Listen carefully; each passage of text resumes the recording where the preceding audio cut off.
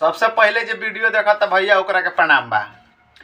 आज 3 जनवरी हो गई, कल 4 जनवरी हो जाइए, परसों 5 जनवरी के पावर स्टार पवन सिंह के जन्मदिन बा।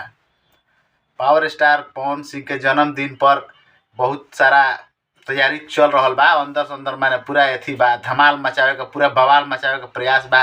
लेकिन एगो खबर इहो बा कि सूत्रों से पता चलता कि पावर स्टार पवन सिंह के बर्थडे में ज्योति भाभी के इनवाइट नहीं हो। तो ये कहीं ना कहीं मैंने दुखद वाला समाचार बा। दुखद वाला काहे ना रही कि जब कोनो घर में बहुत बड़ा फंक्शन हो, खास कर ज्योति भाभी के पतिदेव ही कहल जा सकता। पतिदेव पावर स्टार पवन सिंह के जन्मदिन है, और में ज्योति भाभी ना जा तो माने चेहरा में अजीब टाइप के बढ़ले बा, बाकी फंक्शन में रौनक टाइप के ना रही।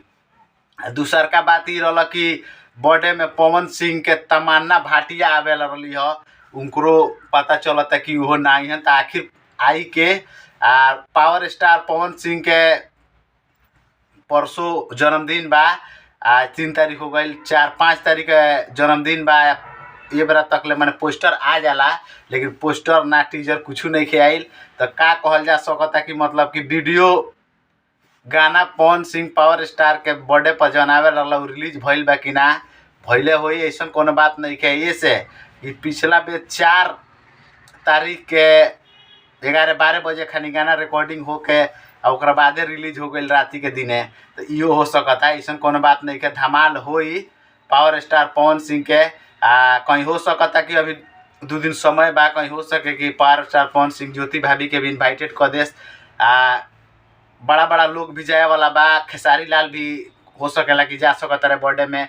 ऐसे कि सुने में आवता कि भोजपुरी के जे भी स्टार बा वो बर्थडे में जाके सेलिब्रेशन कर सकता। बाकी बर्थडे पवन सिंह के धुआंधार होके वाला बा, बहुत ही गर्दा हो जाए वाला बा। गाना एकदम अइबे करी, ऐसा कोनो बात नहीं है। परसों पावर स्टार पवन सिंह के बर्थडे बा। तमन्ना भाटिया के सुने में आवता कि ना जी हैं, लेकिन केहू ना केहू जरूर आवता है।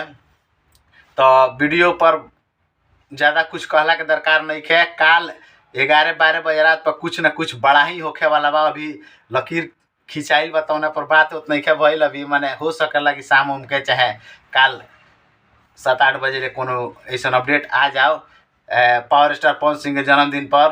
तो बाकी परसों 5 जनवरी के तो मैंने पूरा इंडस्ट्री रंगीन होखई वाला बा। बाकी हमनियों के तो रंगीने बानी सन।